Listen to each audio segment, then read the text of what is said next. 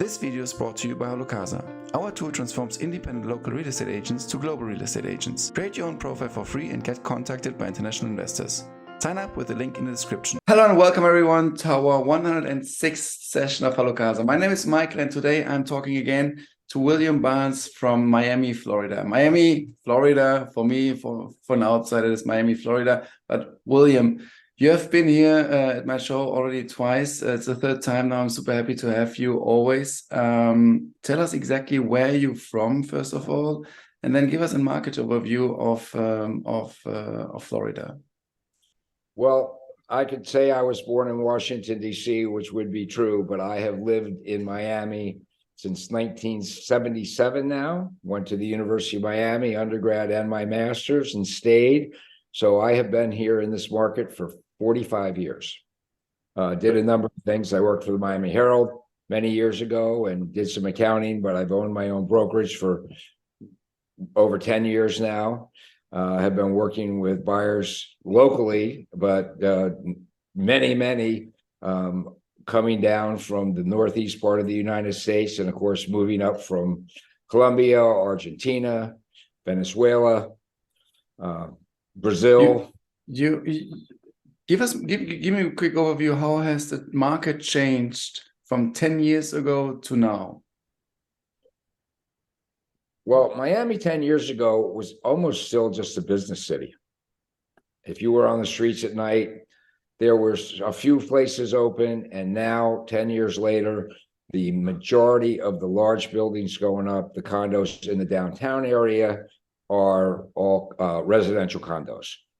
Some of them are short-term, they offer short-term rentals. So if you buy it, if you were in Colombia and you knew you were coming on business, and maybe even bringing the family, and you're going to be here for a couple weeks at a time and maybe 2 or 3 times a year, well, to have something that you can rent out short-term, daily, of course, get the higher rate hotel rate, not a monthly rental rate, it provides for a good investment.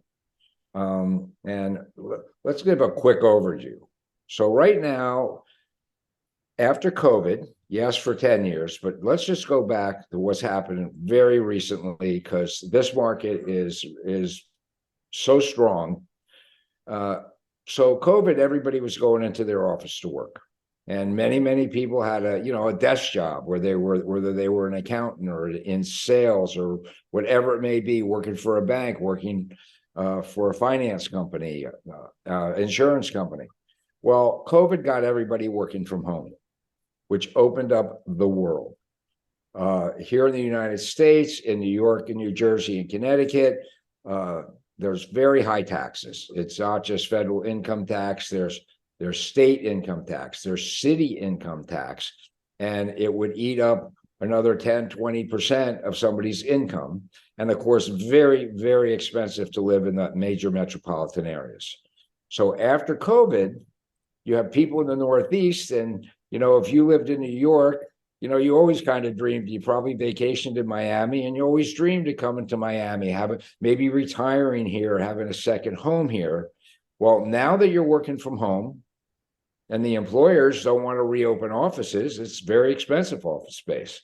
So now everybody's working from home, not everybody, but a great many people, and they have the opportunity now to come and work wherever they want. Perhaps their parents have already retired to Miami and they used to come visit a couple times a year.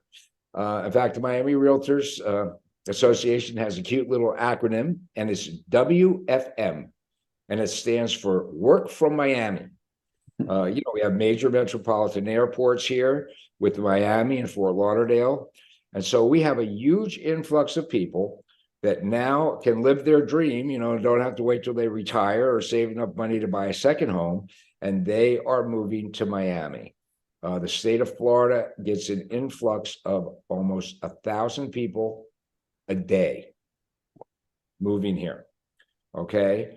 Of course, that's only half of the story. I know we're talking to many people in South and Central America, so of course, with there's always the inflation or political situation, or somebody just wants a home in Miami, from Colombia, my wife, my wife's from Colombia, and we go down there frequently and have buyers and investors we work with down there.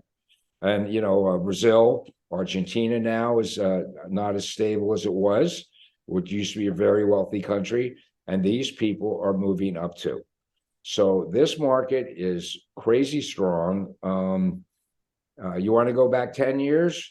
I would say my house, which is in the Fort Lauderdale area, a very lovely area, Weston, that has so many Venezuelans moved here. The nickname of my town is Westonzuela. I did not make that up. That is what it is called. Go to Venezuela and say, I have a friend who lives in Weston, and they'll say to you, yeah, Westonzuela. And both the people from South America that are coming up and buying in the Miami area, which is expensive now, and the people from New York that are coming from an expensive area, they sold their homes.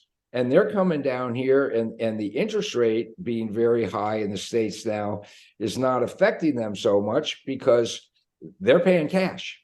They sold their house, or, certainly coming from Latin America, the people that are coming to buy in Miami, a high-rise condo for, $600,000 for a studio up to many millions of dollars is, they're cash buyers. I have a question. What does that mean for the inventory on the market in Florida in general? Yeah. Well, inventory is very, very tight.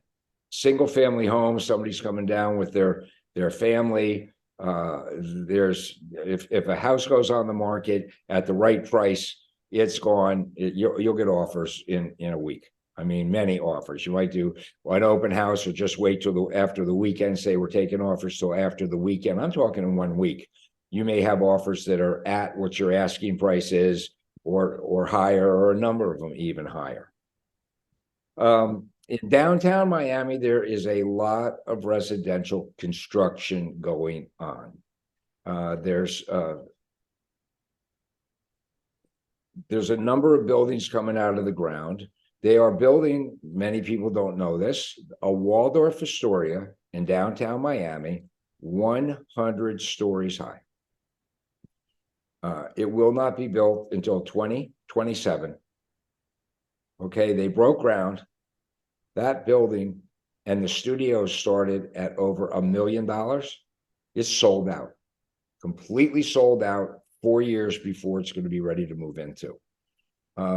There's other ones down there that they recognize that this is a strong market. Again, COVID just did it. What's going to change? People are working from home now. People expect to be able to work from home now. And who the heck doesn't want to live in Miami instead of frozen New York City, or smoggy, heavy congested New York City? New York's a great city. Don't want to offend anybody. Grew up in that area. But this market is just recognizes we're going to continue getting people from the South and continue getting people from the North. And how has that affected the market price during the last, let's say, 3 years, like starting with COVID? Well, we didn't have the influx as much as we did before COVID. I mean, COVID opened the door. Work from Miami. Couldn't do that 6 years ago, 5 years ago. It was COVID that sent everybody home. So I expect a market price increase of the property price threefold, doubled, 50% up. My home in Weston has, at least in US 10 years, it's almost doubled in price in 10 years. Yeah, 10 years ago, yeah, almost doubled in price. And from, when I bought it 22 years ago, it's more than tripled in price. I mean, my prices continue to go up. Just remember one thing with Miami, I want to touch on it. There's no land. There's the ocean, and there's the Everglades. And you're not building in the Everglades. You're not going to open it up. It is a federal, it's a Everglades National Park or whatever, and it's over 1 million acres. When you drive from Miami over to the West Coast, Naples, you're on the highway for almost 80 miles, and there's nothing. There is nothing. It is wetlands. It is protected. It's preserved, and they're not going to build there. So when it comes to residential, area, not in downtown Miami, there's just no place to build.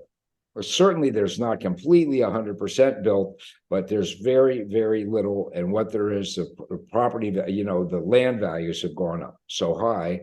And that's why, the city itself, which is amazing now, the number of restaurants or people walking on the street in the evenings or walking their dog or with the baby carriages on the weekends. I mean, you'd think you were in Central Park West. Mhm. It's completely changed in the past 10 years. And it's exciting for me living here. What about the area? I'm just having a look at the map. Lakeland and down. Is it also still Everglades?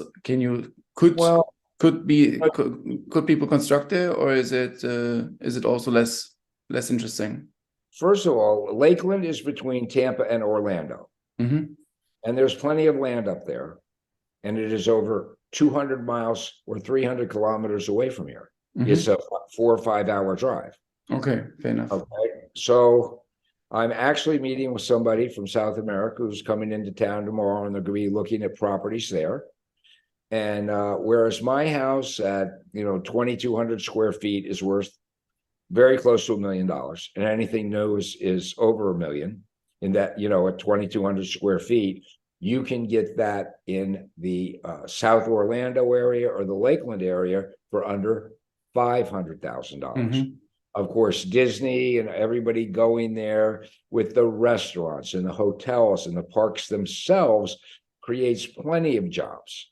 And so the buyer I have coming in from South America, we're actually going to be with them up in the Orlando area on Monday.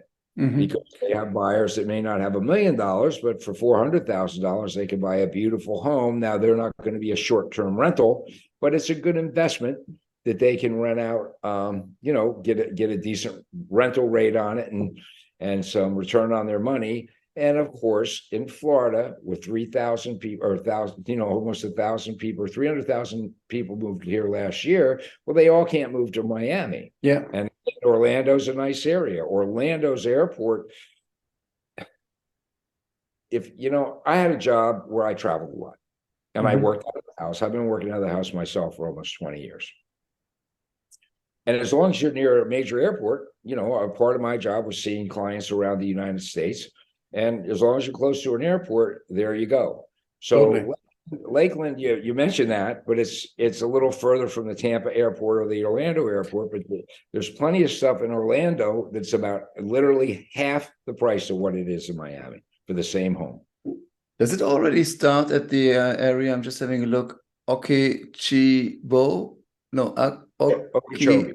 Yeah, Okeechobee.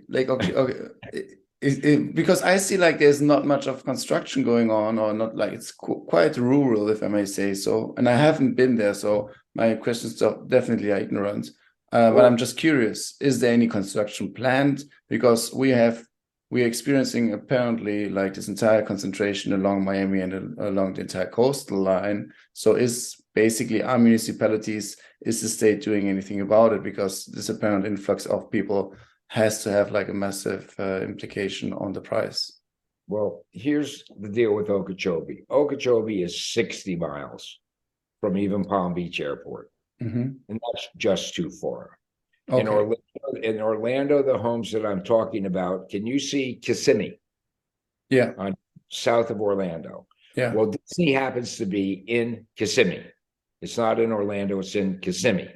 And it's very large, and there's plenty of land there. There's within 5 mile radius of the couple of communities that we're going to go see on Monday, there has to be 50 or 100 communities that they're building. Okay. And that's only 20 miles from the Orlando International Airport or 20 miles from Disney. It's not 60. So when you can live there and really, the home that somebody just bought for $400,000, there's no way they would have found that in the Miami, Fort Lauderdale area for $800,000. It does not exist. I mean, they're selling townhomes here, 1,500, 2,000 square foot condos here for $600,000. Mm-hmm. Condos, townhouse. So at least you get a garage and maybe a what they call postage stamp size backyard, but they're 600,000. Regarding buyer's requests, what is your most frequent buyer's request recently? Do you see any pattern, and is it almost equal, or is it super widespread from price range, type, location? Can you give me maybe an overview there to have an idea of what people are looking for in Florida? Well, again, the South Americans are people from the Northeast United States that are looking to buy down here. If they know that they're going to be coming down here just short term, which tends to be more of a Latin American thing. Yeah. You know, workers are, if they're coming down, they're coming down. This is the country they live in. It's not like they can't stay here. They don't have a green card.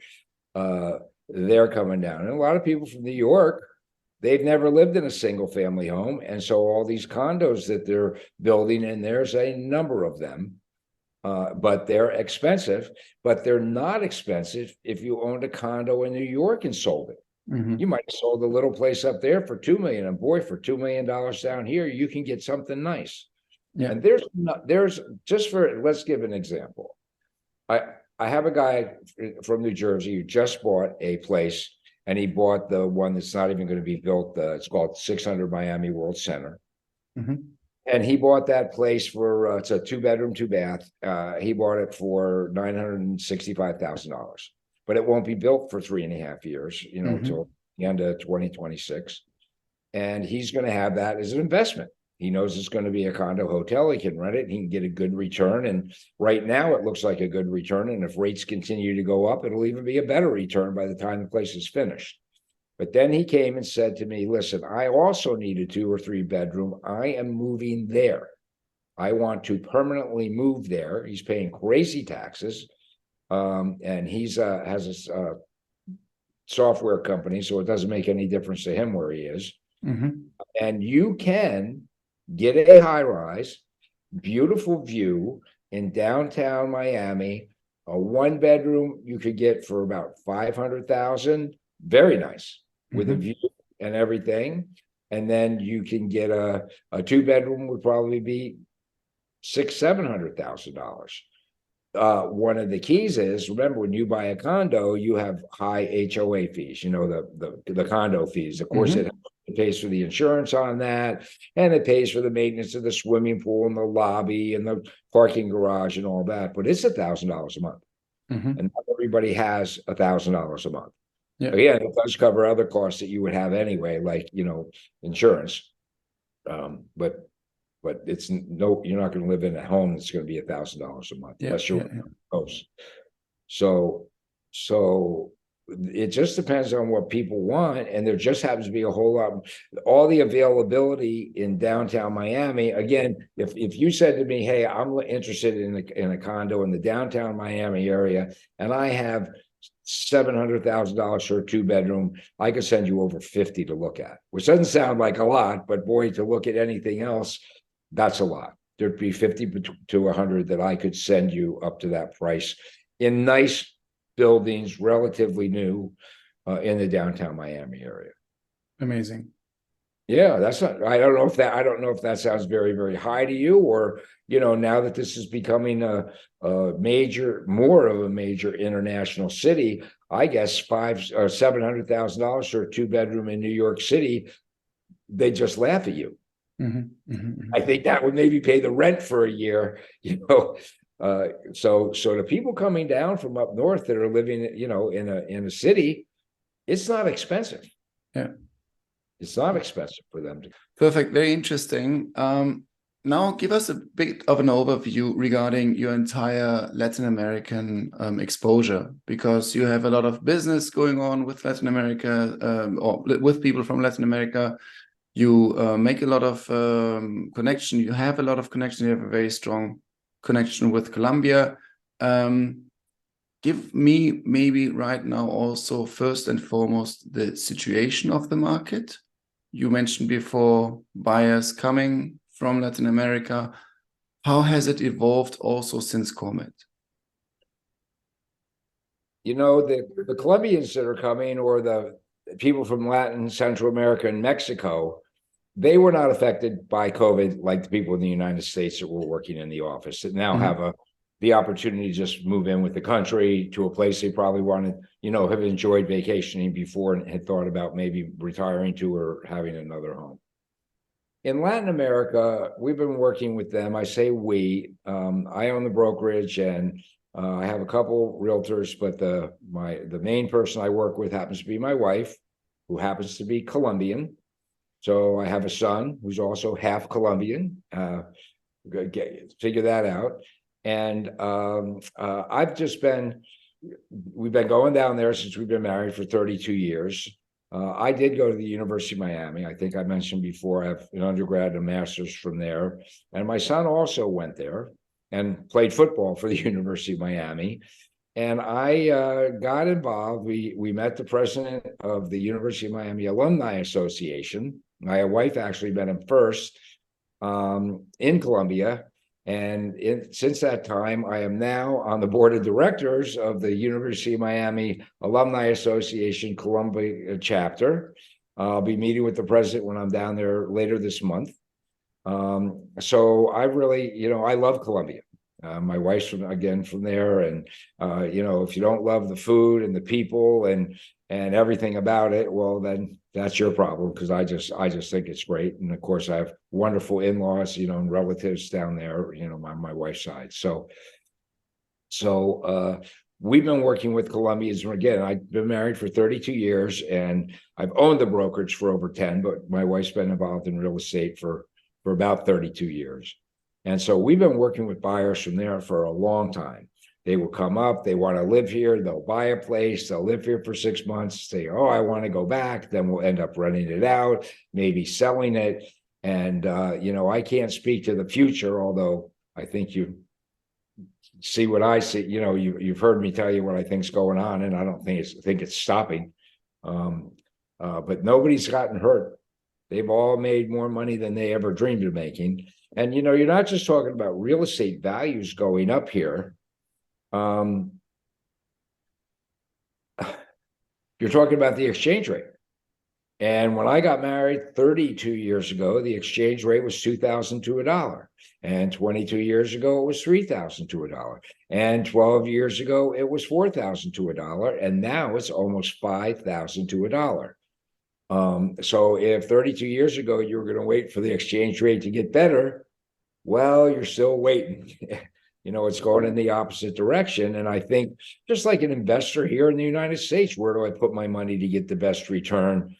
Well, if you get your money out of the country in real estate that's continuing to increase, you're not going to make money if you buy a place and sell it in a year. You got it. There's expenses to buy and sell, but over time, you're going to make money. And in real estate, it happens. Do you get a dip here and there? Yes, but that doesn't last for long.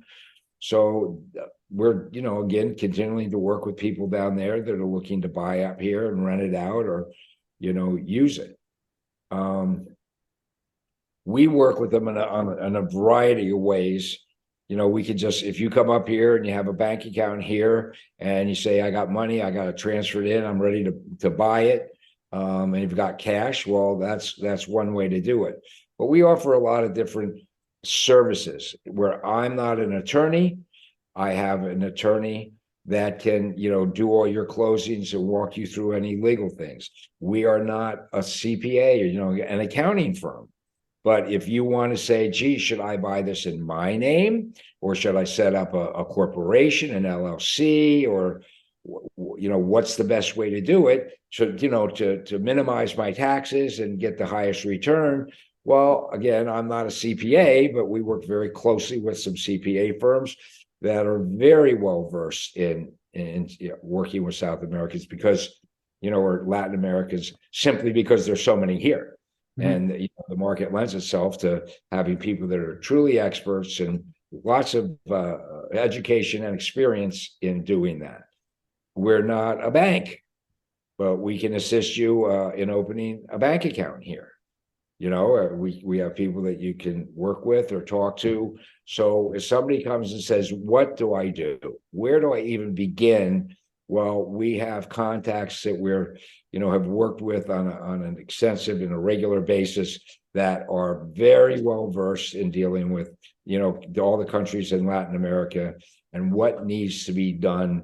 Okay, I'm ready. I've got all this money here. I'm uncomfortable with the economy here. I'm fine with the economy here, but I think having an investment, a real estate investment in the United States would be a good addition to my portfolio. Mhm. Help me. Where do I start?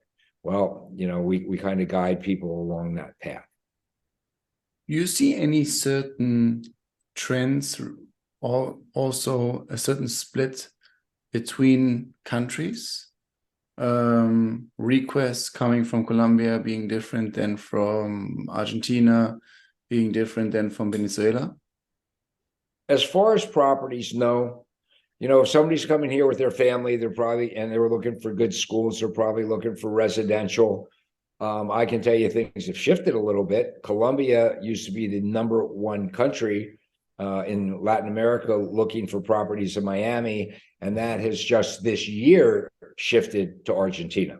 I mean, Colombia is still very, very strong, but Argentina now, and apparently I'm not a political expert, but apparently there's concern with the situation down there, and there's additional concern with Colombia over the past year with the situation down there. But Argentina, again, I'm no expert, but the ones that I've talked to and that have moved here tell me that things aren't good. Can you maybe you told about it during the last podcast we had, but still let me ask, or let me allow you this question. Is there something like an investment visa that you have to that you can basically get residency in Miami or in the US, but for a certain amount, which there's an EB-5, and it takes 2 years to get it, but the EB-5 works like this. And there's a high-rise hotel and residences going up in Miami right now, and there's still some EB-5 opportunities left there. They take you from soup to nuts. It's not like, well, you're going to have to get this approved and fill out the form. They are pre-approved for EB-5 investors. Flat out done. Everything is done. A company that's been around for many, many years.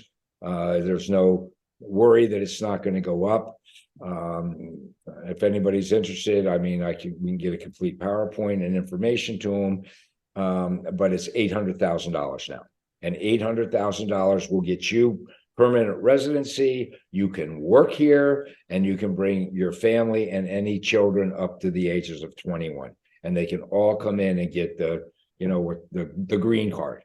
So if you have that $800,000, now it takes 2 years to get it all through the system, if you have 800,000. You'll do it. Now, you will not make any money on that $800,000, but you will eventually get the $800,000 back. There's not like, if you invest 800 plus, you're going to make 5% a year or 10% a year or anything. You do not. This is an investment that you're making into the United States, and for that, they will give you your residency and permission for you again and your wife and kids to work, so they can come here and they'll have permanent residency. Which is a lot of money to some people and maybe not a lot to others. I mean, it's almost $1 million, but if you have the wherewithal and you want to be here, a lot of families come here simply because safety concerns and education concerns. I mean, this is, our public school system here. Not all the schools are great, so you choose an area that has some of the, higher rated schools. And the town I live in, Weston, has some of the top public schools in the country. And that's why it's Weston. The Venezuelans that had money said, I'm coming here, I'm coming with my family. Perfect. Excellent schools. And that's why they're here. I guess you don't get a mortgage on this one, on the 800,000, that you can say, okay, I'm just going to down pay 20%. No, it's $800,000 cash money. Okay. That'd be kind I was still trying. For 6.5% or 7%, but you were getting zero return. That'd be rough. That'd be expensive. But no, and I think there's certain ways that they track that too. I'm not the expert in that, but I have the expert, to Yeah. answer any questions, but How do you see the interest rate evolving throughout maybe the US? Is it, or is there also a state, are there differences between the states? no, it's all based upon the Fed rate. And if you don't know, or some of our listeners here don't know, it's gone from 3% to 6.75% in the past year and a half. I mean, completely unprecedented. Now that's not high, if you go back 20 and 30 years, it was as high, it was over 10%, many, many times. But 6.5 when everybody's used to paying 3, and it was 3, it was 2.95. It was, depending on your credit, maybe 3.25. Well, since the interest is such a large part of your first payments over a 25-year mortgage, it takes a while to pay that down. I mean, it's just almost double the payments, exclusive of, your taxes and insurance, but the actual payment on the property, it's really almost double them. And it's made it tough for people. It really has, if we talk about local people here, if you wanted to buy a house and all at once, not only have the payments doubled because of the interest rate, but the prices of the houses have gone up 40-50% in the past 3 years, it makes it tough. It makes it tough. And personally, my son got married a year ago, and him and his wife love to buy a place. And it's like, well, whatever you buy, between the interest rate and the prices going up, you're going to be paying more than double on a monthly basis, borrowing money, he doesn't have cash, to buy a home. And you're going to get half the home that you would have, 2 years ago. Is it more common? Is it fixed then for 10 years, or how is that normally working in the US? It's usually fixed for 25 years. 25. Yeah. 25. 30 years mortgages. It's, they even have 30-year mortgages. So, and that's, I mean, you can get an adjustable, but how dangerous is that now? And the bank, is a little nervous. Is it going to continue going up? And if they give you an adjustable and it jumps up, then it's a lot of times it'll be fixed for 2 years. They wouldn't touch it for 2 years, and you could, make plans at that point in time. But how do you see the market along all these dynamics moving within the next, let's say, 2 to 5 years in Miami and in Florida overall? Again, people that have been on the fence coming down here from the Northeast, and there's also people moving here. There's a lot of retirement communities going up in the Palm Beach area, but the South Palm Beach area that's near Fort Lauderdale, near the Fort Lauderdale airport. I'm sure you may have heard of Boca Raton. That's very south in Palm Beach County. Boynton Beach is just next to Boca Raton, and 2 people bought homes with me, retirement homes, and one of them was $980,000 and the other one was $1.1 million. So even people that are looking to retire down here, it's not like, oh, let's go to Florida out of New York, everything's cheap. Not anymore. But if they have income and they're paying taxes on the income, again, they'd save money moving down here. If they own a home up north, they're going to sell it and get more money probably than they'd have to buy down here. So that's another market we hadn't even talked about. I mean, people are retiring down here, and who wants to retire in New York where it's cold anyway? Certainly people have family and they, want to be close to family. But when you move to Florida, people come visit you all the time. Yeah. Especially in the winter. It's Christmas. Let's go see grandma and let's go see Uncle Bill and get the heck out of this, get out of the snow for a week or so. Yeah. So I do not see it slowing down. Again, it's COVID, and to say that 1,000 people a day are moving here. Well, there's over 10 million people in the New York City area, and 5 million people in the greater Boston area, and millions of people in the Washington D.C. or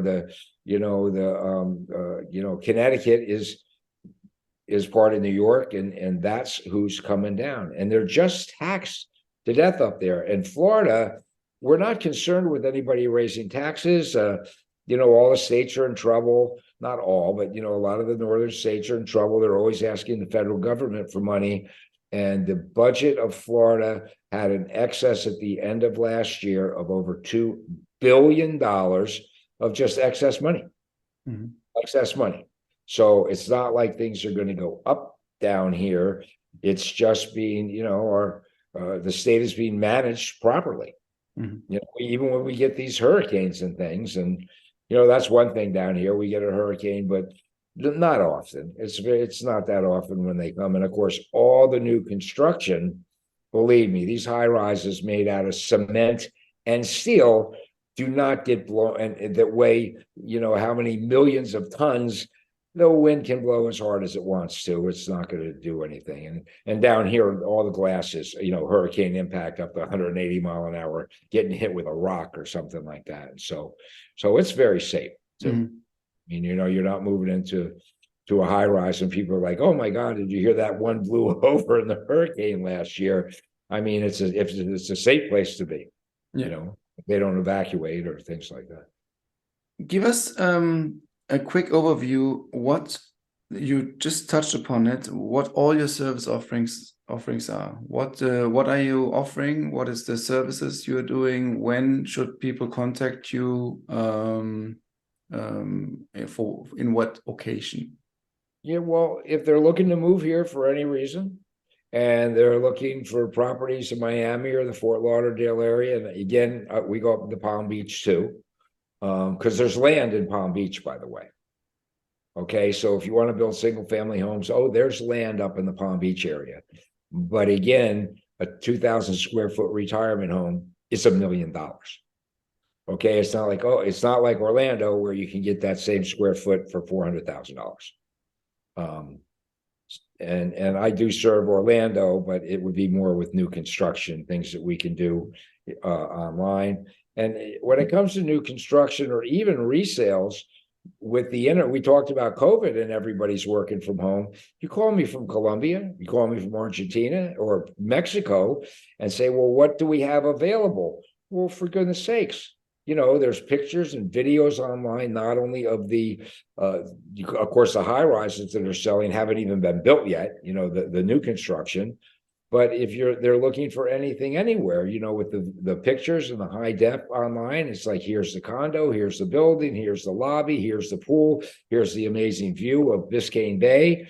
So you can do an awful lot online. It's not like, well, I'll talk to you when I get there. I'm thinking of coming next year. It's like, we don't have to wait till then. Let's give you a taste and let you see what's available. And who wants to get here for a week and start driving around when you could have been closer to making a decision if you started doing a lot of research online beforehand, making contacts if you need to open a bank account or talk to an accountant. You don't need if you want to set up an LLC, you don't need to be sitting in anybody's office. They'll do a Zoom call or give you the paperwork or the information online. So it's made it nice for me, and certainly nice for everybody that we work with down there. It's I'm coming to Columbia, I'll take you to lunch. We've already done all the business we need to do online, but it'll be great to see you in person. Yeah.